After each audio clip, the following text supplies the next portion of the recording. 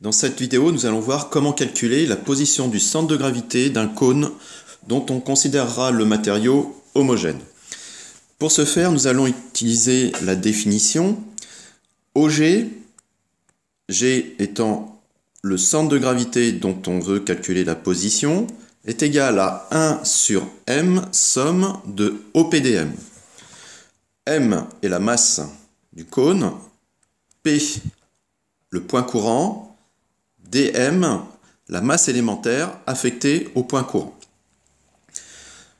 Compte tenu de la géométrie du cône, qui est un solide de révolution, nous pouvons affirmer que le centre de gravité se situe sur l'axe de révolution, c'est-à-dire Y pour nous.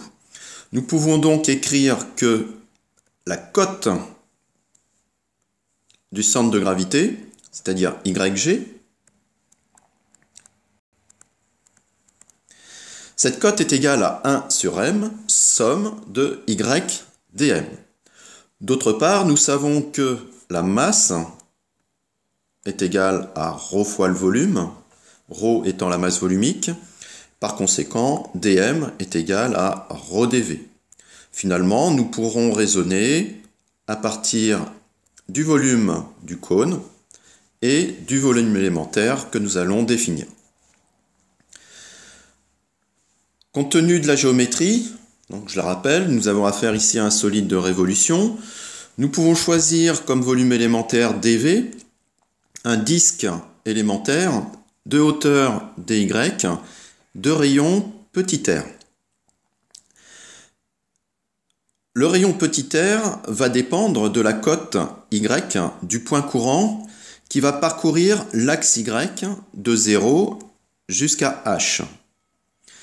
La fonction donnant r en fonction de y est tout simplement l'équation correspondant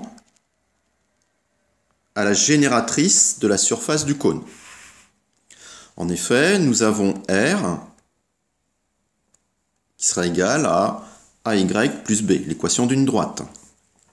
Pour y égale 0, nous avons petit r qui vaut r, ce qui va nous donner b égale à grand R.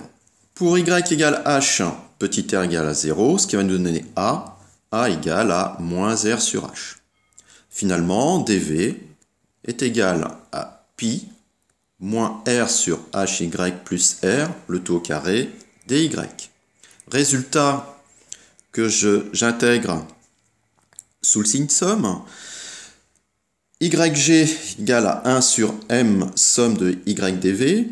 Somme de ydv est donc égale à pi, somme de y, facteur de moins r sur hy plus r au carré dy, y variant de 0 jusqu'à h. Voilà le calcul intégral que nous devons maintenant mener. Nous développons les calculs pour arriver finalement au résultat suivant. Somme de y dv est égale à pi facteur de 1/12 de r carré h carré.